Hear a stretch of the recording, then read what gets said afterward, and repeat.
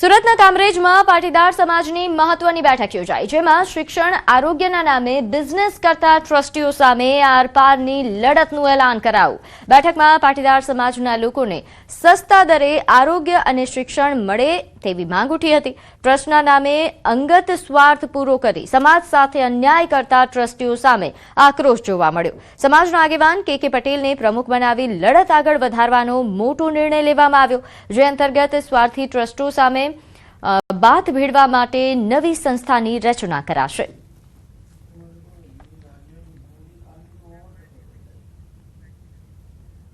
જૂનાગઢમાં વિકાસ થંભી ગયો હોય તેવું લાગે છે, કેમ કે લાખોના ખર્ચે બનેલો પુલ હાલ લોકોની હાલાકીનું કારણ બની રહ્યો છે। મેંદરડા તાલુકાના મીઠાપુર ગામમાં થોડા સમય પહેલા જ્યાં 35 લાખના ખર્ચે પુલ બનાવવામાં આવ્યો, પરંતુ આ પુલ જે સ્થાનિક લોકોએ સૂચવ્યો હતો તેના કરતાં કંઈક અલગ જ બન્યો। મીઠાપુર ગ્રામજનોના આક્ષેપ છે કે તંત્રએ ટેકનિકલ દ્રષ્ટિએ અત્યંત ખામીયુક્ત ડિઝાઇન બનાવી છે। જ્યાં 150 ફૂટનું પાણીનું વહેણ છે, ત્યાં માત્ર 17 ફૂટનો એક જ ગાળો રાખવામાં આવ્યો છે, જે હવે ગામ માટે આશીર્વાદના બદલે આફત સમાન સાબિત થયો છે।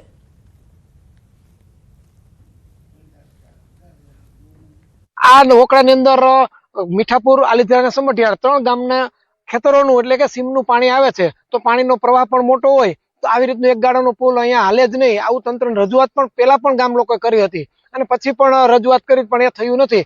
ટીડીઓ સાહેબ કે અત્યારે આવેલા નવા એન્જિનિયર સાહેબ કોઈ અમારું ધ્યાન દેતું નથી। અમારા પ્રગતિમાં કામ પડ્યા છે એ કામે પૂર્ણ થતા નથી, એટલે હવે તો અમે નવી બોડી એવી વિચારીએ છીએ કે અમે રાજીનામા બધા એક સાથે રાજીનામું આપી દઈએ।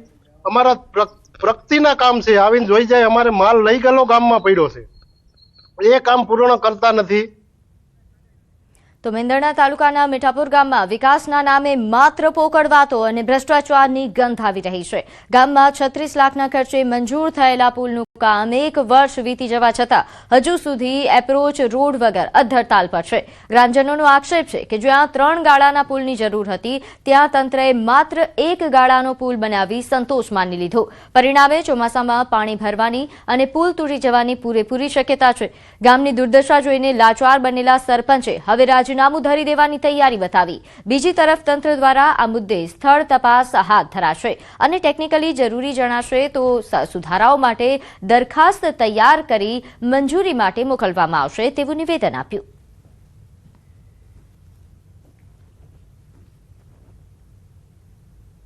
આ પુલમાં જે તે ખર્ચ કરી અને તાત્કાલિક ના બિલ કરી લીધેલા, પરંતુ ગામ લોકો હજી આ પુલથી હેરાન થાય છે। કામ બળદગાડા વાડીએ જતા નથી, તેમજ આ પુલ માટેનો વૈકલ્પિક વ્યવસ્થા ડાયવર્ઝન પણ કરી શકતા નથી, ત્યારે ગામ લોકોને ખૂબ જ રોષ છે।